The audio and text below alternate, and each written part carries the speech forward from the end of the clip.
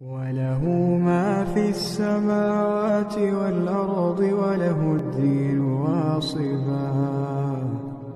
أفغير الله تتقون وما بكم من نعمة فمن الله ثم إذا مسكم الضر فإليه تجأرون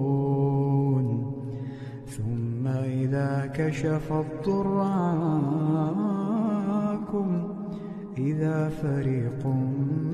منكم بربهم يشركون ليكفروا بما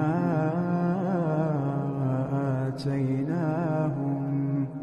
فتمتعوا فسوف تعلمون.